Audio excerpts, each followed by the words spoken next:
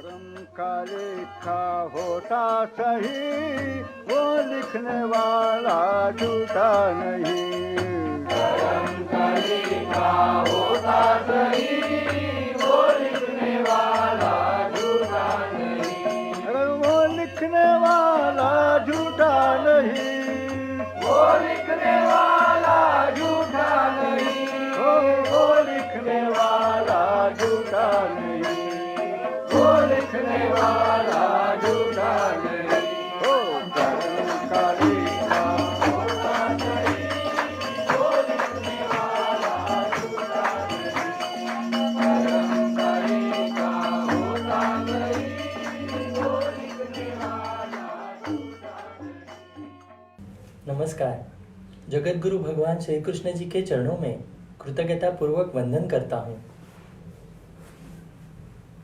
सनातन संस्था एवं हिंदू जनजागृति समिति की ओर से धर्म संवाद के इस विशेष कार्यक्रम में मैं कार्तिक सालुंके आप सभी का हार्दिक स्वागत करता हूँ। बंधुओं, पिछले कुछ दिनों से हम इस धर्म संवाद के कार्यक्रम के माध्यम से कर्मफल सिद्धांत ये हम समझ कर ले रहे हैं। कर्म क्या होता है, अच्छे कर्म से हमें कौन से फल मिलते हैं, क्या परनिंदा करने से हमें उसका पाप लगता है, ऐसे अलग अलग प्रश्न हमने समझ कर लिए। आज भी हम कर्मफल सिद्धांत इस विषय को हम आगे लेकर जाने वाले हैं और कर्म के विषय में अधिक जानकारी हम प्राप्त करने वाले हैं। आप सभी को पता ही होगा, कर्म की गति बहुत ही गहन है। तो आज ऐसे ही जानकारी हम यहाँ पर लेने वाले हैं। हमारे साथ आज इस धर्म संवाद में हिंदू जनजागृति समिति के राष्ट्रीय मार्गदर्शक सदगुरु डॉक्टर चारुदत्त पिंगले जी उपस्थित हैं। नमस्कार सदगुरु डॉक्टर पिंगले जी।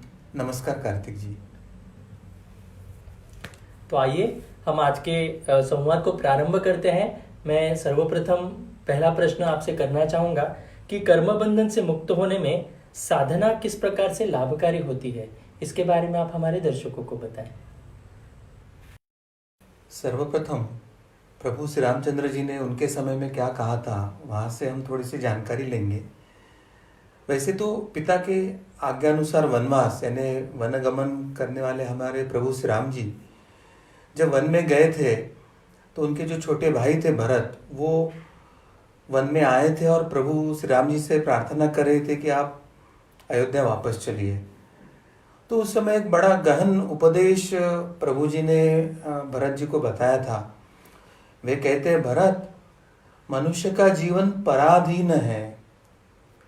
पराधीन अर्थात प्रारब्ध के अधीन है, और इसलिए जो जीवन में आया है उसे स्वीकारना चाहिए, ऐसे उन्होंने बताया है।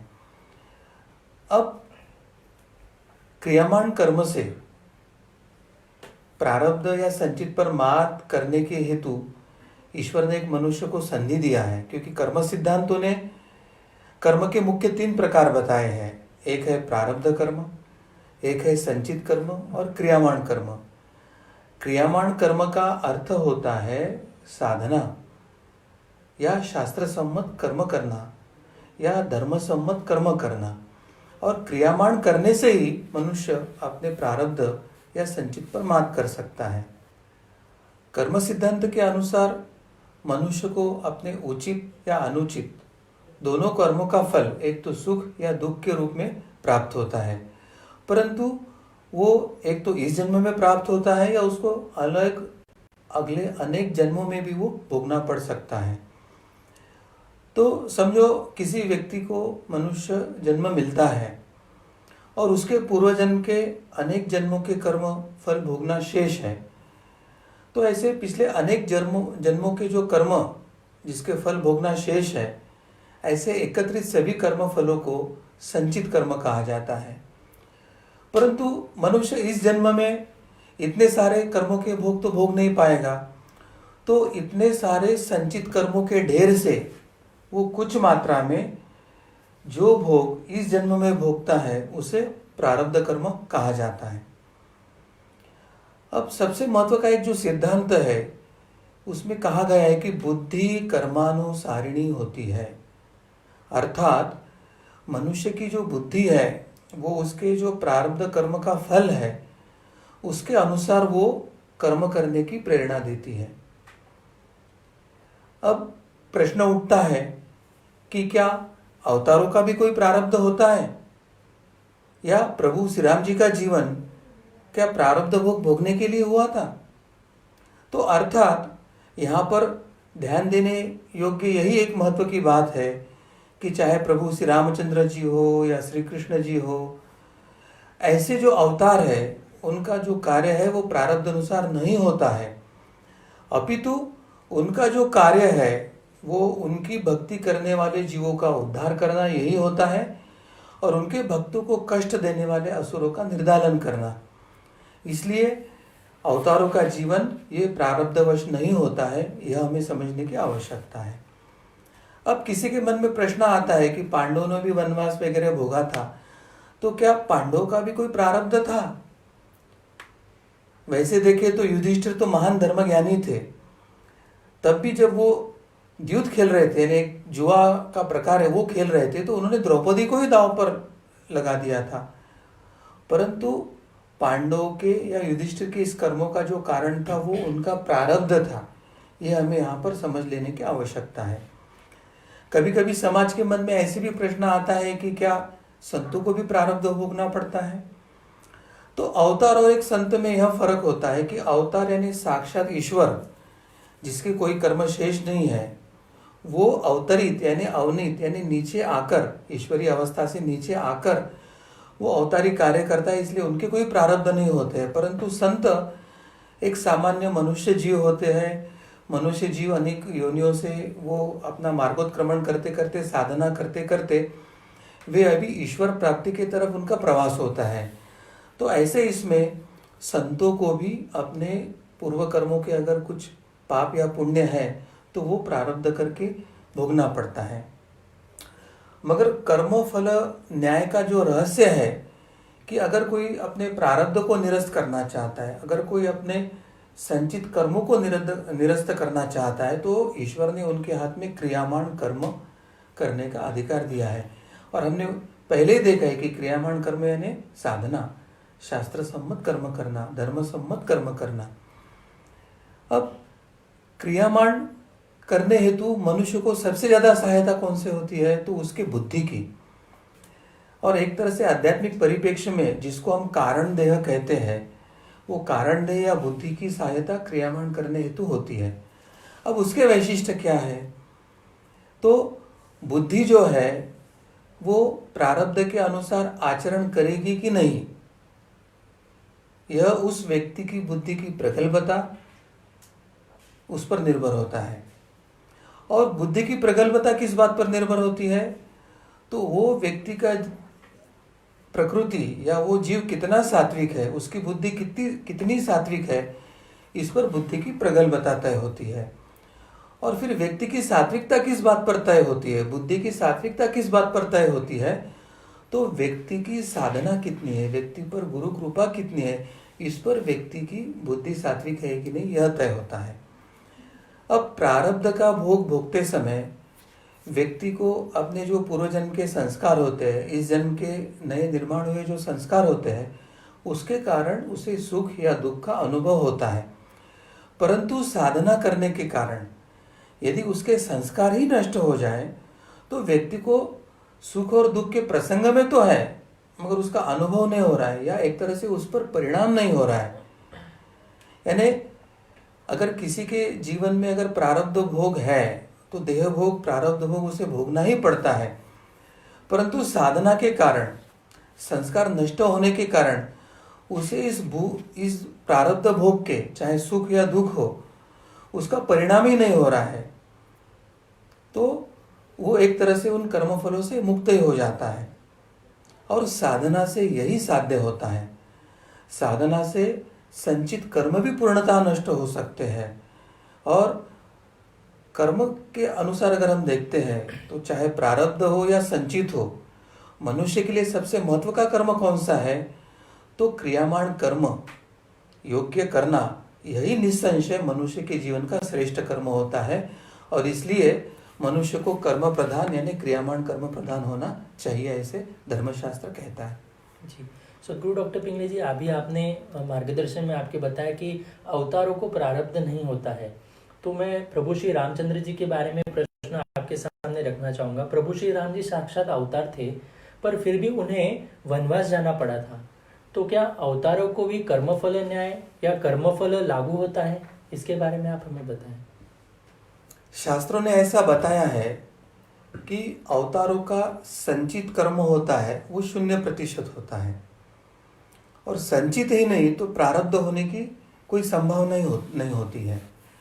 अब प्रश्न यहाँ नहीं उपस्थित होता है कि प्रभु श्री रामचंद्र जी ने 14 वर्ष जो वनवास भोगा वो उसे क्यों भोगना पड़ा। अब सबसे महत्व का जो सूत्र हमें यहाँ ध्यान में रखना है कि अवतारों के संदर्भ में जो कुछ हो रहा है या उनके जीवन में जो कुछ होता है वह सब अवतार लीला होती है। अवतारों की जो लीला है या उनका लीला रूपी ये जो कर्म है वो पूर्णतः अकर्म कर्म ही होता है, उसका कोई फल ही निर्माण नहीं होता है। इसलिए अवतारों को कर्म फल न्याय लागू ही नहीं होता है, यह हमें तत्वतः समझने की आवश्यकता है। अवतारों का कार्य भक्तों का रक्षण तथा भक्तों या समाज को कष्ट देने वाले दुर्जनों का विनाश यही होता है, ऐसे भगवत गीता में सुस्पष्ट हमें बताया है। अब प्रभु श्री रामचंद्र जी को वनवास भोगना पड़ा, यह हम सामान्य व्यक्ति के दृष्टि से एक अत्यंत सामान्य विचार हुआ है, परंतु अवतारी दृष्टि से या अवतारों की लीला के कर्मों के रूप से अगर हम उसका विश्लेषण करते हैं तो इस वनवास काल में श्री राम जी ने क्या क्या कार्य किया है, इन कार्यों के माध्यम से उन्होंने क्या क्या मानव कल्याण किया है, अपने कौन से भक्तों का उद्धार किया है, यह अगर हम समझ लेते हैं तो ये वनवास प्रत्यक्ष कोई शिक्षा या भोग नहीं तो उनकी लीला है, यह हमें सुस्पष्ट हो जाएगा। सबसे पहले क्या हुआ, श्री राम जी ने वनवास काल में दंडकारण्य में जब प्रवेश किया तो वहां पर जो ऋषि मुनि तपस्या कर रहे थे, जो ऋषि मुनि ईश्वर प्राप्ति की मनीषा रखते हुए वहां पर यज्ञ याग और साधना कर रहे थे, तो उनमें जो विघ्न डालने वाले असुर थे उन सभी असुरों का विनाश राम जी ने करके एक अपने अवतारी कार्य का प्रयोजन पूर्ण किया था। वनवास में जैसे जैसे वो आगे गए तो माता शबरी, उनके जीवन में ईश्वर प्राप्ति का योग था तो झूठे पैर खा के अपने भक्तों की इच्छा पूर्ण करके उन्होंने ईश्वर भक्त के मिलन का एक उदाहरण हमारे सामने रखा। जो भक्त केवट था, जो केवट अत्यंत ज्ञानी था और जिसने यह मांग किया था कि मैं आपको शरीर के इस तीर से आपको इस तीर पहुंचाऊंगा तो आपका केवट मैं बनूंगा, तो आप मेरे जीवन की नैया को, इस बंध मुक्त जीवन को, उस मुक्त जन्म मृत्यु से मुक्त जीवन के, मेरे जीवन के उस पार मेरी नैया लगा दीजिए और उस समय आप मेरे केवट बनिए।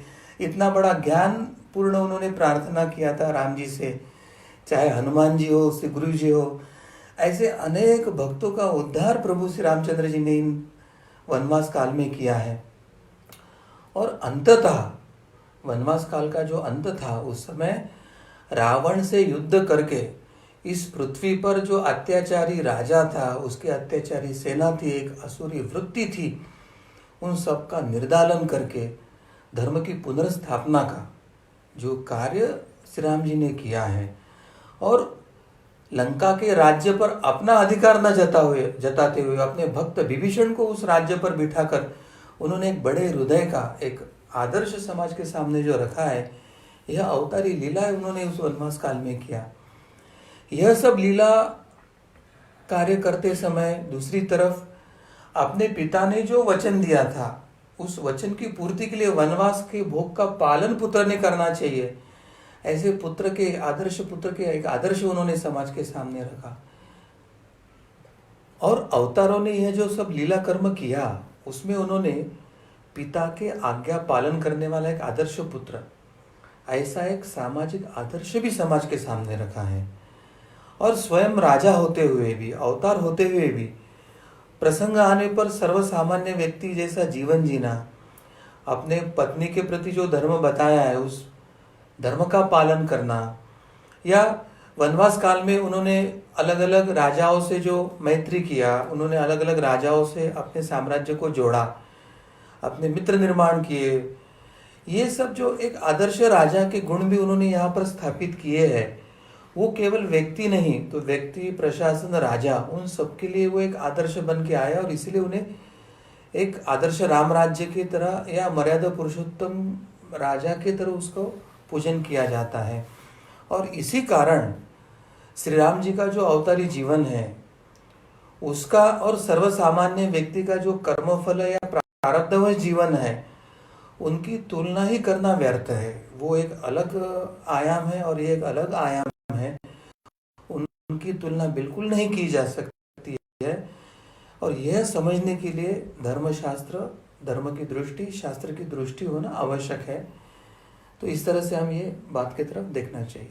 ठीक जी, एक प्रश्न मन में आता है कि सभी कर्म जो हम करते हैं वो प्रारब्ध में अर्थात इसी जन्म में हमें भुगतने के लिए क्यों नहीं आते, वो संचित कर्म में क्यों रह जाते हैं, इसके बारे में आप हमें बताएं। मूलतः कार्तिक जी, हमारे जो संचित कर्म है और उस संचित कर्मों के सभी कर्म फल जो है वो एक साथ भोगे जाना संभव ही नहीं है, क्योंकि संचित कर्मों के फल एक जैसे नहीं होते हैं और संचित कर्म अनेक जन्मों के कर्मों के फलों से एकत्रित होने के कारण वो संख्यात्मक भी अधिक है और फलों में विविधता भी अलग है। और सबसे महत्व की बात है कि कर्मों के जो फल है वो अनंत जीवों के साथ है। किसी व्यक्ति को मनुष्य देह हो, किसी को प्राणी हो, किसी को वनस्पति योनि में जन्म मिला हो, तो उस जन्म में उसका फल भोगने के लिए उस अवस्था में वो जीव पुनर्जन्म लेकर आया है कि नहीं वो भी हमें पता नहीं होता। तो इसलिए ये एक ही जन्म में भोगना असंभव होता है। अब जैसे मैंने कहा था कि कुछ कर्मों के फल परस्पर विरोधी होते हैं, कुछ अच्छे हैं, कुछ बुरे हैं, कुछ स्वर्ग की प्राप्ति देने वाले हैं तो कुछ नरक की प्राप्ति देने वाले हैं। तो मनुष्य के प्रारब्ध की जो संख्या है वो संचित कर्म के तुलना में बहुत मर्यादित होती है। यानी एक ही जन्म में जो हम भोग सकते हैं, जिसके लिए संबंधित अन्य जीवों को भी कुछ ना कुछ जन्म मिला है और उसका जो आयु है उसमें वो भोगना संभव है, उतना ही प्रारब्ध लेके आता है और उर्वरित संचित कर्म जो है वैसा ही रहता है। अब शास्त्र क्या बताता है कि मनुष्य को जब जन्म मिलता है तो उसको एक तरफ प्रारब्ध भी भोगना होता है और उसको इस जन्म के कर्म भी करना पड़ता है, जिसको हम क्रियामान कर्म करते हैं। तो हमारे मनुष्य का जीवन दो भागों में बटा होता है, एक प्रारब्ध के फल भोगने के लिए, तो दूसरा है इस जन्म के हमें नया कर्म करने के लिए। और इसलिए भी एक ही साथ हमें सभी संचित कर्मों का फल भोगना संभव नहीं होता है और इसलिए कुछ इस जन्म में, कुछ दूसरे, कुछ अन्य, ऐसे क्रमानुरूप हमको वो फल भोगना पड़ता है। अब ऐसी स्थिति है तो मनुष्य ने क्या करना चाहिए? तो इस जन्म में ही मनुष्य ने अत्यंत तीव्र साधना करनी चाहिए। तीव्र साधना के कारण कुछ संचित कर्म उसके जल जाते हैं, कुछ गुरु कृपा के कारण जल जाते हैं, साधना करने के कारण कुछ प्रारब्ध कर्म के भोग उसको सुसह्य हो जाते हैं और इसी जन्म में अगर वो ईश्वर के आनंद अवस्था को प्राप्त कर जाता है तो इसी जन्म में वो मुक्त हो सकता है। तो इस तरह की ये संचित, प्रारब्ध और क्रियामान कर्मों के फलों की रचना ईश्वर ने की है। आपने अभी जैसे बताया तो साधना करना अत्यंत महत्वपूर्ण है, तो ये हमें ध्यान में आया। परंतु अभी हम कुछ शब्द सुनते हैं जैसे दैव है या फिर भाग्य अथवा हम नियति हम जिसे कहते हैं, तो ये हम शब्द अलग अलग माध्यमों से हम सुनते रहते हैं। तो क्या यही प्रारब्ध है?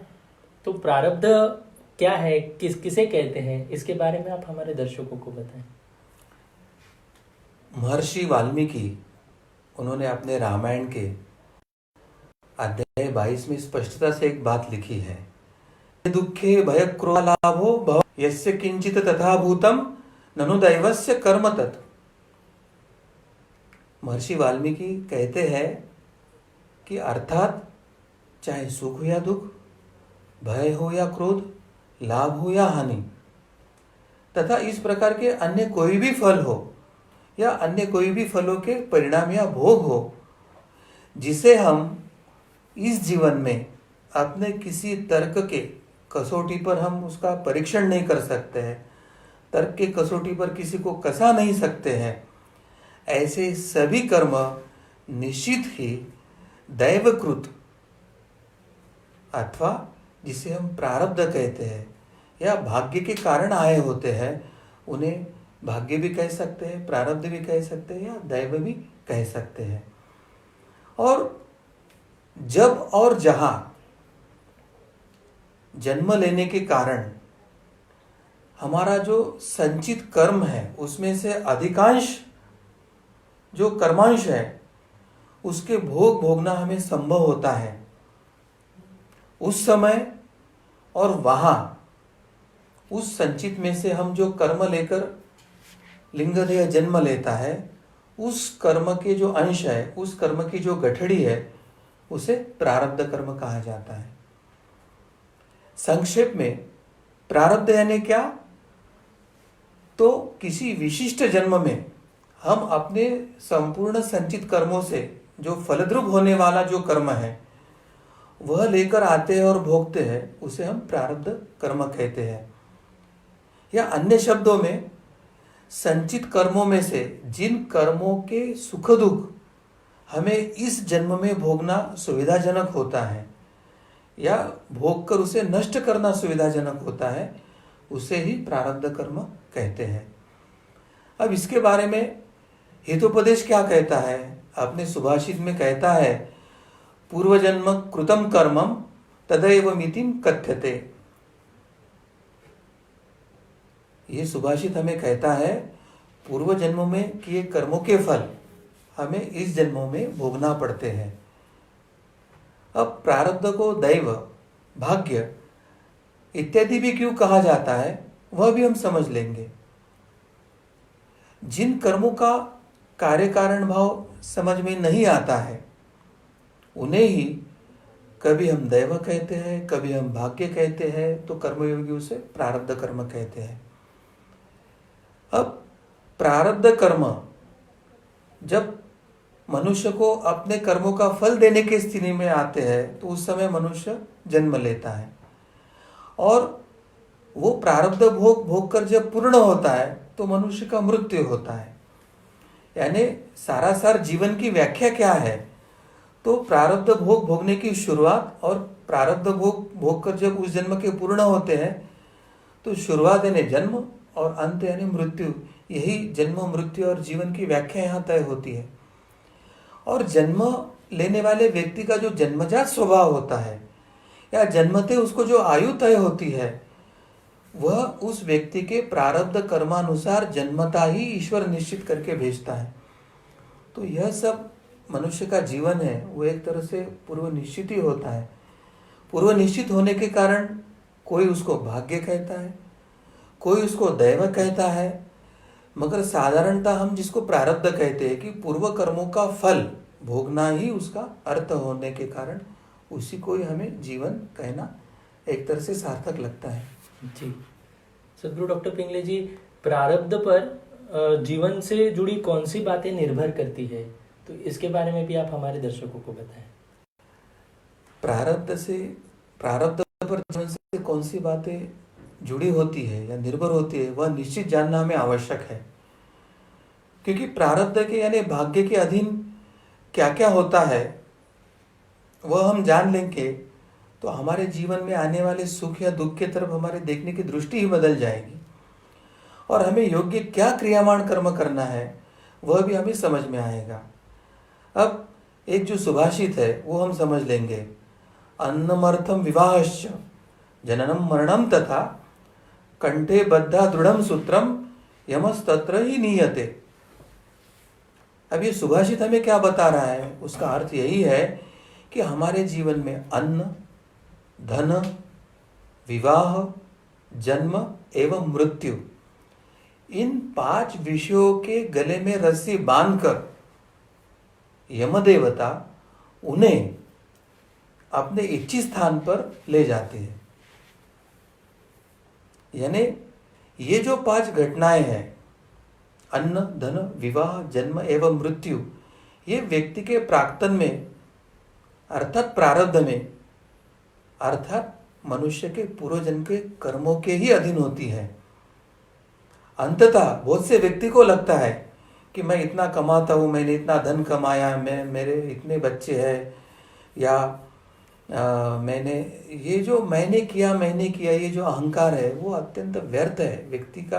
बहुत से व्यक्ति को लगता है कि मैंने प्रेम विवाह किया या मैंने उस लड़की या लड़के को पसंद किया है, मगर जन्म मृत्यु विवाह ये सब तय होते हैं, इसलिए मैंने किया, या किसी परिवार को, माता पिता को लगता है कि हमने इनका विवाह बंधन ये तय किया है। तो ये सब कर्तापन जो अहंकार है वो अत्यंत व्यर्थ है।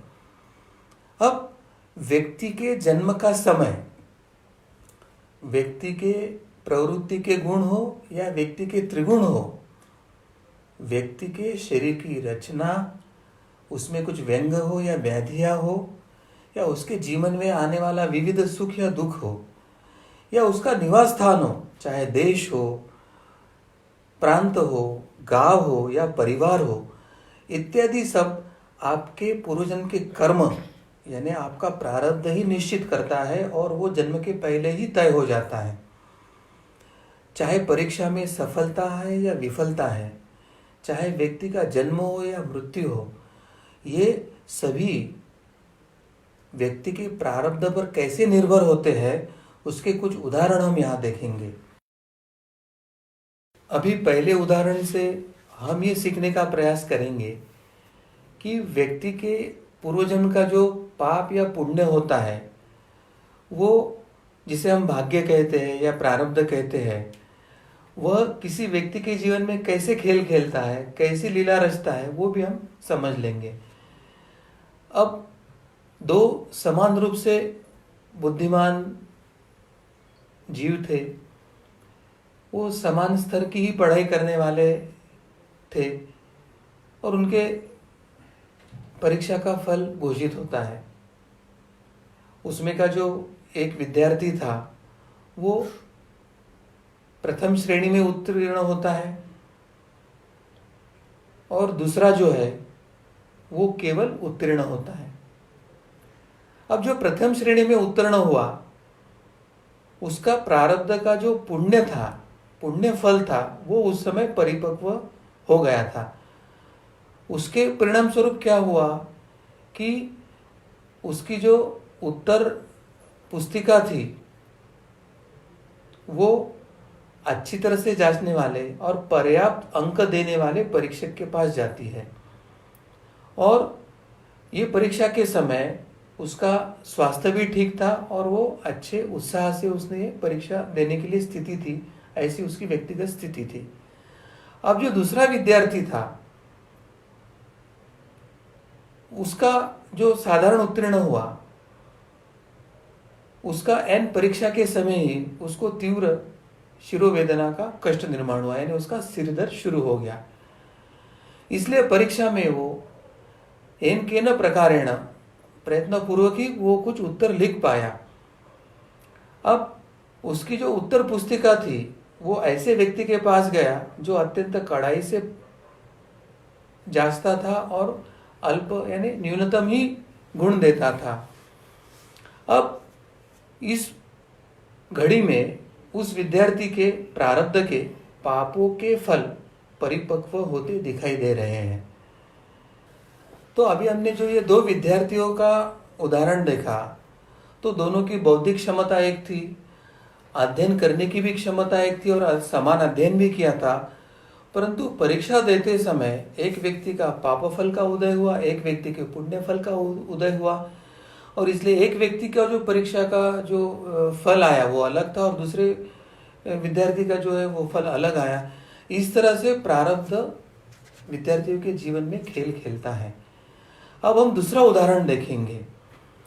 अब व्यक्ति के जीवन में चाहे जन्म हो या मृत्यु हो, ऐसे समय में किसी व्यक्ति का पुण्य या पाप कैसे फलद्रूप होता है और वो व्यक्ति के जीवन में कैसे खेल खेलता है, वह भी हम इस उदाहरण से समझ लेंगे। अब दो मित्र थे, वो एक ही विमान से प्रवास करने वाले थे, परंतु प्रवास करने के कुछ घंटे पहले क्या स्थिति हुई, एक मित्र की माँ अचानक अस्वस्थ हो जाती है और इसलिए आर्थिक नुकसान सहन कर भी वह अपनी यात्रा को निरस्त कर देता है। अब दूसरा जो मित्र था वो विमान में बैठ जाता है और अपने आगे के प्रवास के लिए चला जाता है, परंतु वो विमान अब दुर्घटनाग्रस्त हो जाता है और उसमें उसकी मृत्यु हो जाती है। अब दोनों मित्र थे, दोनों विमान प्रवास करने वाले थे, मगर एक मित्र का पुण्य फल उस समय परिपक्व होने को आया तो उसकी माँ को बीमार होने के कारण उसका प्रवास निरस्त हो गया और उसका मृत्यु टल गया और वो बच गया। अब दूसरे व्यक्ति के जीवन का अपमृत्यु योग फल, पाप फल परिपक्व हो गया था, उसका वो प्रवास रद्द नहीं हुआ, वो विमान में बैठा और वो मृत्यु को पाया। तो इस तरह से समान स्थिति होने के बावजूद भी पाप का परिपक्वता होना या पुण्य के परिपक्वता होना, ये दो व्यक्ति के जीवन में अलग फल देता है। ऐसे हम इस उदाहरण से सीख सकते हैं। इसलिए व्यक्ति के जीवन में जो भी हो रहा है, जन्म, मृत्यु, विवाह या ऐसे कुछ जो हमने प्रसंग देखे हैं, वो प्रारब्धवश यानी भाग्य के कारण या दैव के कारण कैसे होते हैं, वो हमें समझ के लेना आवश्यक है। जी, आपने अभी सदगुरु डॉक्टर पिंगली जैसे बताया तो ये हमें स्पष्ट हो गया कि ये कुछ बातें जो है, ये जन्म है, मृत्यु है, विवाह है, नौकरी है, तो ये सब बातें प्रारब्ध के अनुसार ही होती है। तो मेरा अगला प्रश्न आपसे ये है कि क्या युद्ध के समय जय पराजय भी प्रारब्ध पर ही निर्भर रहता है क्या? कार्तिक जी, ये भी बहुत अच्छा प्रश्न पूछा है। बहुत बार ऐसा होता है कि इस कारण युद्ध जीता, इसने युद्ध जीता, उसने युद्ध जीता। तो हम प्रत्यक्ष में जो नेपोलियन बोनापार्ट है उसके जीवन के दो उदाहरण का अभ्यास ही करेंगे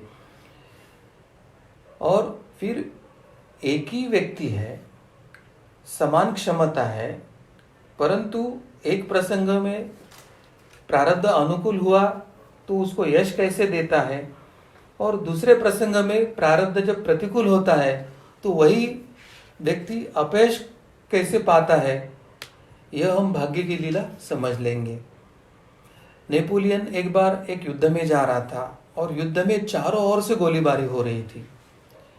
इसलिए नेपोलियन के सैनिकों ने उसे एक सलाह दिया था कि आप उस क्षेत्र में ना जाइए, परंतु नेपोलियन ने क्या किया, सैनिकों का परामर्श नहीं माना और उसने सैनिकों को दृढ़तापूर्वक कहा कि नेपोलियन का जन्म गोलीबारी में मरने के लिए नहीं हुआ है, और ऐसा बताकर वह उस स्थान पर गया।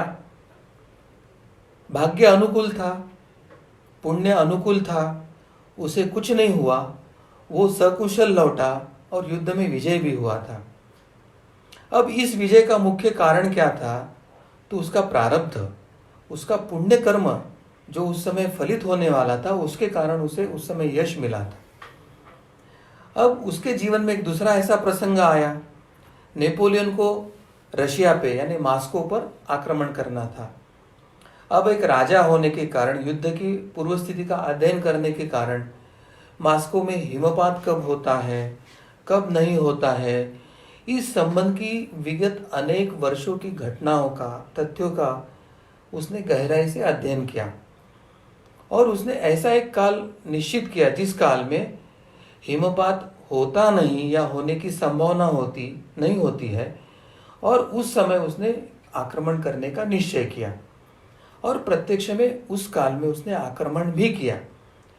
परंतु इस समय क्या हुआ, इतना अध्ययन करने के बाद भी हिमपात न होने की 100% संभावना मानकर चलने के बाद भी उसी समय भारी हिमपात हुआ और उस युद्ध में नेपोलियन पराभूत हुआ, उसको वहां से पराजय प्राप्त हुआ। अब इसका क्या कारण है, तो इस पराभव का भी कारण नेपोलियन का या उस राष्ट्र का समष्टि प्रारब्ध ही था। उसका व्यक्तिगत और समष्टि दोनों प्रारब्ध थे। उसके और उस राष्ट्र के जो पाप कर्म थे उसके फलित होने का उस समय आया था और इसलिए उसको पराभव करना था।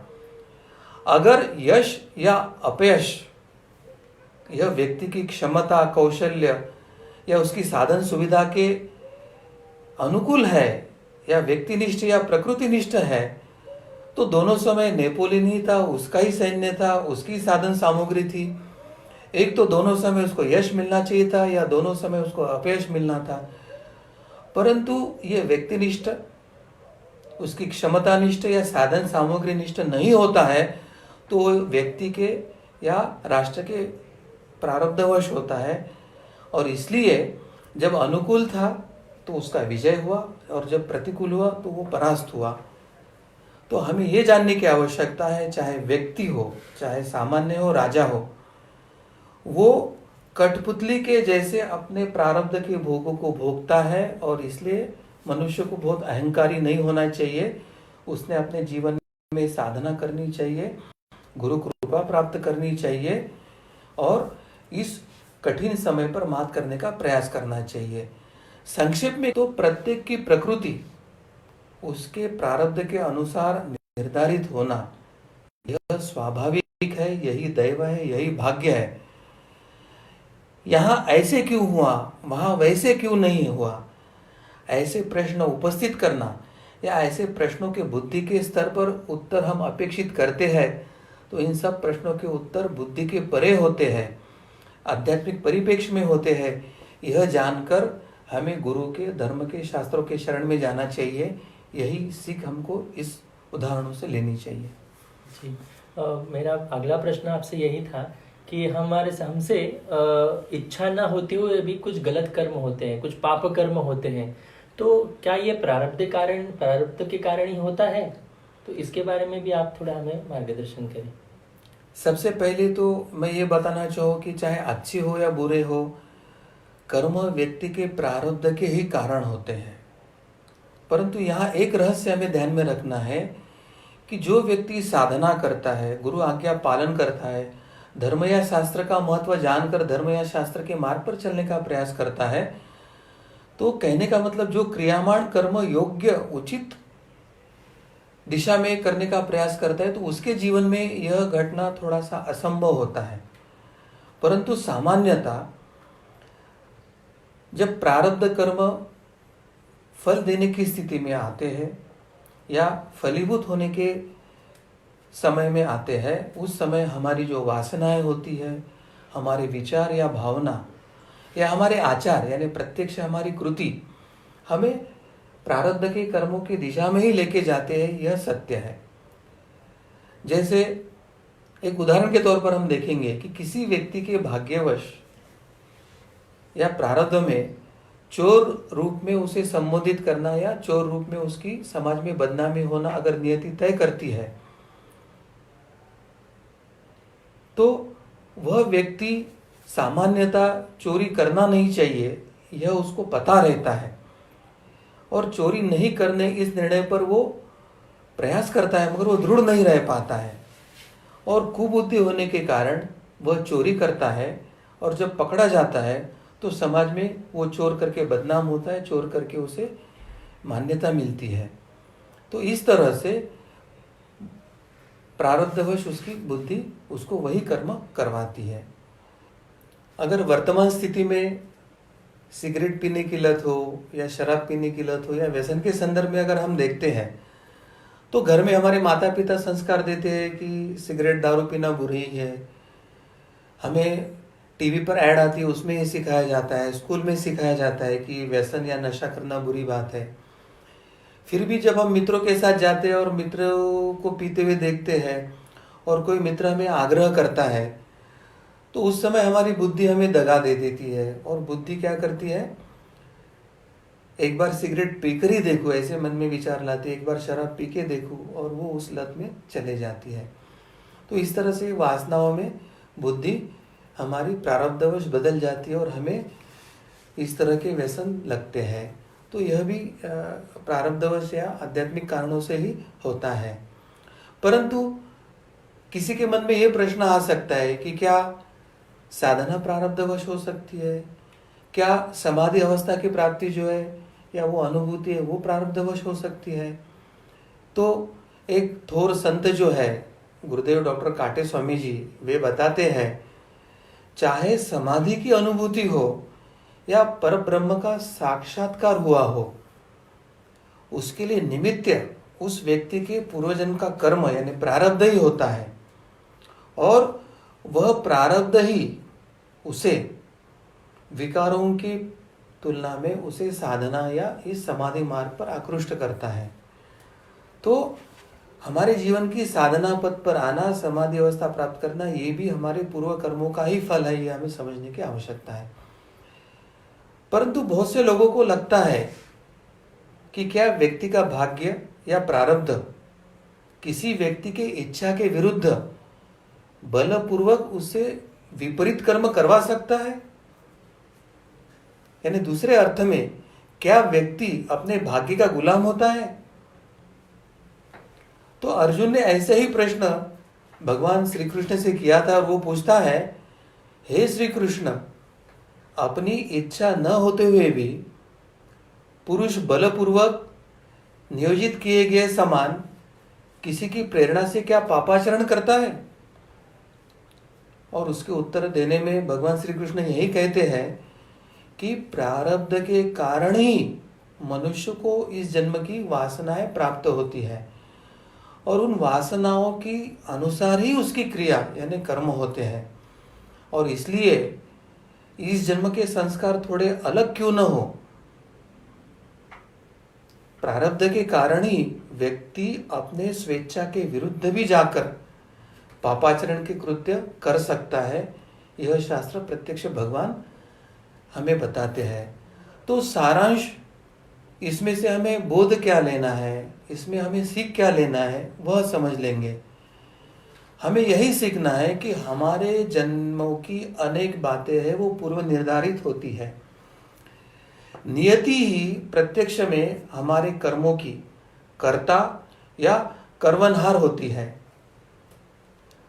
हमारे अहंकार एवं ममता ये नियति के दो निष्ठावान सहचर है, सेवक है, जो हमें ये इच्छा के विरुद्ध भी जाकर प्रारब्धवश कर्म करने के लिए हमें उद्युक्त करते हैं।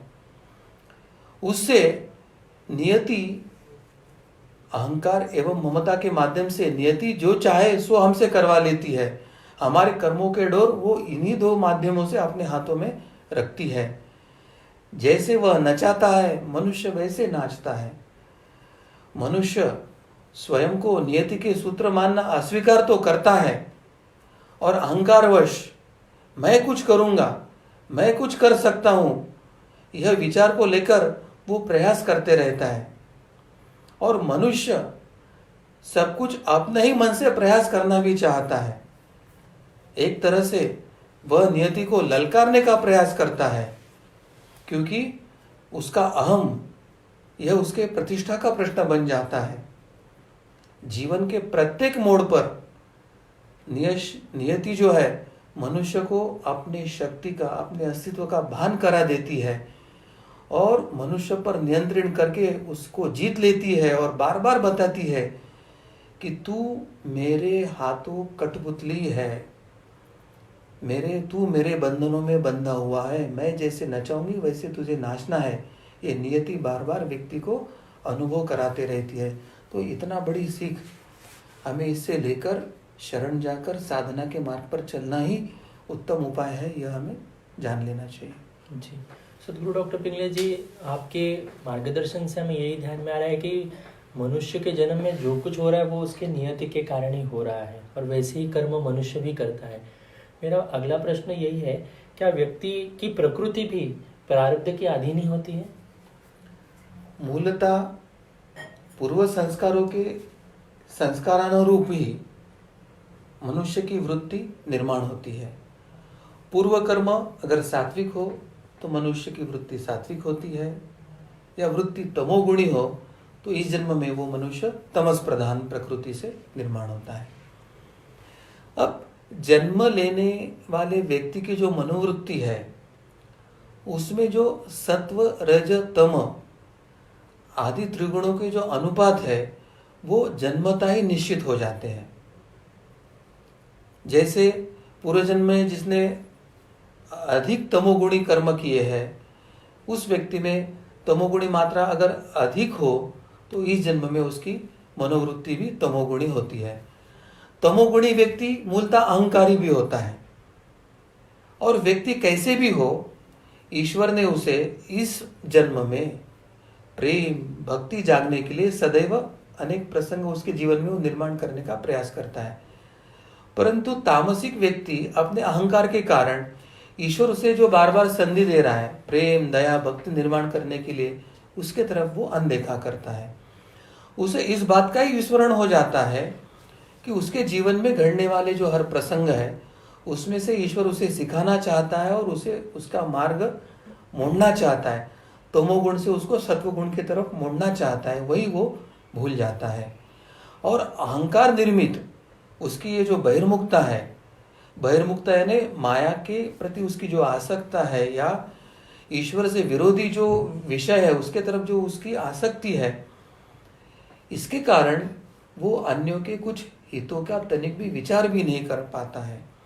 और इसलिए मनुष्य की ये जो तामसिक प्रवृत्ति है और मनुष्य के ये जो तामसिक कर्म है वही उसके जीवन की सबसे बड़ी बाधा बन जाते हैं और वही उसको जीवन में कष्ट या दुख के लिए निमित्त बनते हैं। यही हमें समझने की आवश्यकता है। जी, सो गुरु डॉक्टर पिंगले जी, कुछ व्यक्ति ऐसे बताते हैं कि प्रारब्धवाद जो होता है वो हमें निष्क्रिय बनाता है, तो क्या यह सत्य है? कुछ बुद्धिवादियों का ये जरूर मानना है कि केवल दैववाद पर अगर कोई निर्भर होता है तो उसके भय के कारण मनुष्य निष्क्रिय हो सकता है, किंतु यह असत्य है। प्रारब्धवाद मनुष्य को वास्तविकता में एक वीर एवं संत बनाने के लिए पात्र बना सकता है, क्योंकि प्रारब्ध के कारण आने वाले जो दुख है, यह दुख ही कुछ व्यक्तियों को अध्यात्म की तरफ या ईश्वर प्राप्ति की तरफ यानी आनंद प्राप्ति की तरफ मोड़ते हैं। साधना के कारण जब व्यक्ति में ईश्वरीय गुण आना शुरू हो जाते हैं और उसके अंदर जब धीरे धीरे ईश्वर प्राप्ति की तड़प बढ़ती है, उसका प्रवास ईश्वर की तरफ बढ़ना लगता है, तो यही प्रारब्ध उसके लिए सहायभूत भी ठहरते हैं। मनुष्य को दुख सहने का जो धैर्य है ये प्रारब्धवाद से ही मिलता है, क्योंकि एक तरफ मनुष्य के जीवन में दुख आता है तो साधना करने से ही दुखों पर मात होती है, वह जानकर वो साधना करने के लिए प्रवृत्त होता है।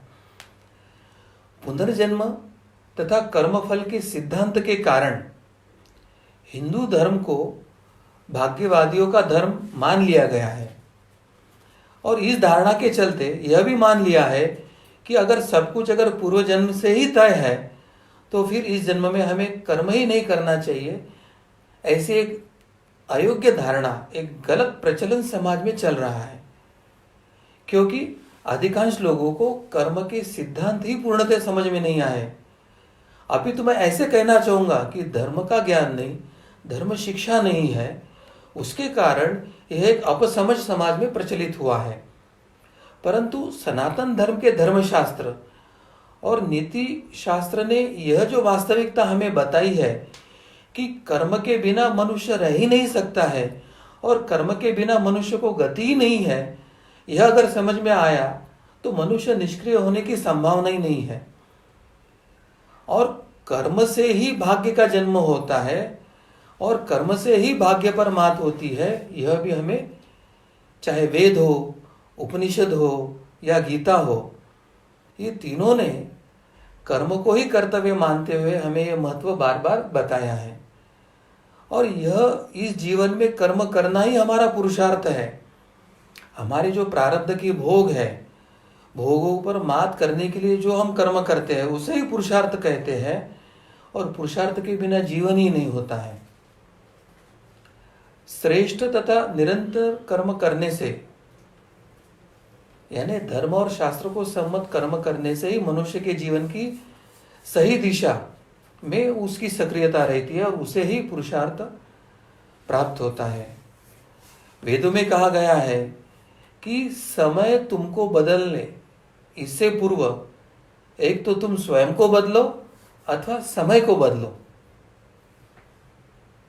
और यही हमारे कर्म का मूल सिद्धांत है। अगर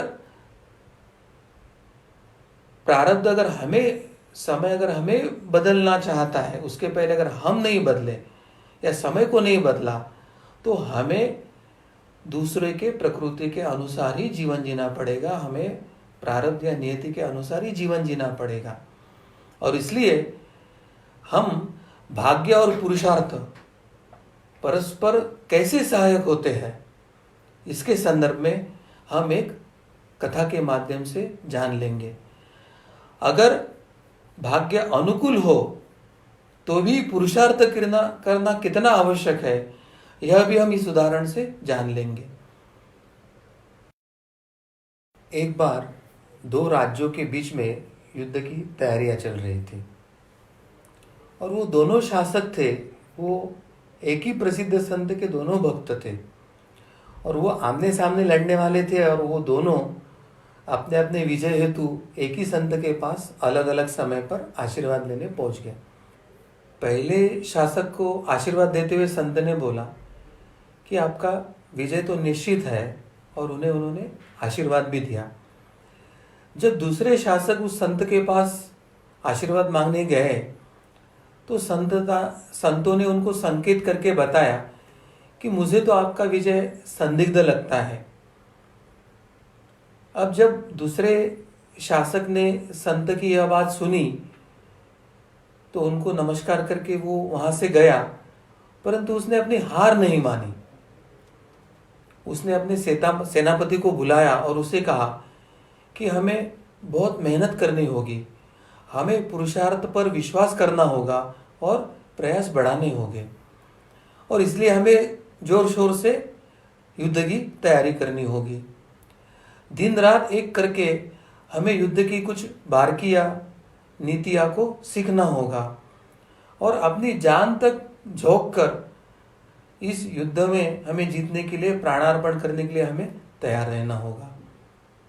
उसने तुरंत अपनी सेना का युद्धाभ्यास करवाया, युद्धाभ्यास शुरू किया, सैनिकों को दिन रात कठोर परिश्रम करवाने के लिए बताया और युद्ध की तैयारियां पूर्ण करवा ली। परंतु जो पहला शासक था, जिसको आशीर्वाद मिला था, जिसका विजय निश्चित था, उसको प्रसन्नता का ठिकाना नहीं था, वो बहुत आनंदित था। उसने अपने युद्ध को निश्चित माना और पुरुषार्थ करने के बजाय अपना सारा ध्यान आमोद प्रमोद यानी नृत्य संगीत या कर्मणुक में लगा दिया। उनके सैनिक भी रंगीलियां मनाने लगे, ना युद्ध का अभ्यास हुआ, ना युद्ध का अध्ययन हुआ, ना कठोर परिश्रम हुए। तो एक तरह से अनुकूल भाग्य राजा का था, परंतु उसने उसके लिए पुरुषार्थ करने के लिए प्रयास नहीं किया। तो जब व्यक्ति पुरुषार्थ नहीं करता तो उसका भाग्य भी कैसे साथ छोड़ता है, उसका उदाहरण हम अभी आगे देखेंगे। एक निश्चित दिन युद्ध का आरंभ हो गया। जिस शासक को विजय का आशीर्वाद मिला था उसे कोई चिंता नहीं थी, तो उसके सैनिकों का युद्ध का अभ्यास भी नहीं होता, मगर युद्ध शुरू हो गया। दूसरी ओर ऐसा राजा था कि जिसकी विजय संदिग्ध थी, यानी पराभव का ही उसका संभावना थी, परंतु उसने पुरुषार्थ किया, सैनिकों का अभ्यास करवा लिया, कठोर परिश्रम करवा लिए, युद्ध की बारीकियां जान ली थी। और जब ये युद्ध हुआ तो इसमें जो पहला राजा था वो बौखाला, उसका पूर्णतः पराजय हो गया, उसको उस युद्ध में भागना पड़ा। वो बौखला हुआ राजा वो संत के पास आया और उसने संत को पूछा कि स्वामी, हे महाराज, अभी आपके वाणी में, आशीर्वाद में कोई दम नहीं रहा, अभी आप गलत भविष्यवाणियां भी करने लग गए। परंतु संत तो संत थे, ऐसे टिक्का टिप्पणी से वो हतोत्साहित नहीं हुए। वे मुस्कुराते हुए बोले, पुत्र, इतना बौखलाने की आवश्यकता नहीं है, तुम्हारा विजय निश्चित था, परंतु विजय निश्चित होने के उपरांत भी उसके लिए मेहनत और जो पुरुषार्थ जरूरी था वो आपने नहीं किया। भाग्य हमेशा ही जो कर्मरत है, जो पुरुषार्थ करने के लिए प्रयास करता है, ऐसे ही मनुष्य को साथ देता है और उसने दिया भी। और इसलिए जिसका पराभव होना अपेक्षित था, वो जो राजा का विजय संदिग्ध था, उसके कठोर परिश्रम के कारण, उसके पुरुषार्थ के कारण उसको विजय मिला है और आपको पराजय मिली है। अब संत की यह बात सुनकर वो जो पराजित राजा था वो अत्यंत लज्जित हुआ और नीचे मुंडी डालकर उसने संतों के चरणों में पड़कर क्षमा मांगी और वहां से चला गया।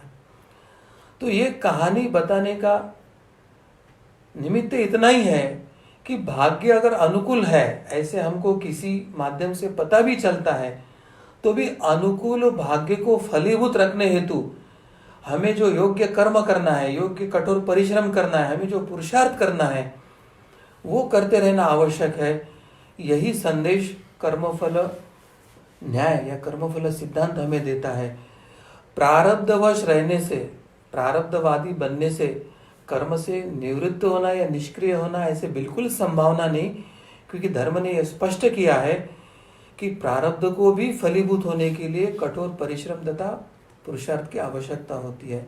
तो ये जो अपसमझ समाज में है वो अत्यंत निरर्थक है और धर्म का ये जो बातें और मार्ग है, इस मार्ग पे चलने से हमें भाग्य और पुरुषार्थ प्राप्ति होनी सहज संभव है। जी, सदगुरु डॉक्टर पिंगले जी, आपने जो उदाहरण हमारे सामने रखे हैं, जो मार्गदर्शन हमें किया है, इससे तो यह हमें स्पष्ट हो गया कि प्रारब्धवाद हमें निष्क्रिय नहीं बनाता है और हर एक जो बात होती है तो उसके लिए हमें नियति ही वो तय करती है और हमें उसके अनुसार हमें पुरुषार्थ करने ही होते हैं।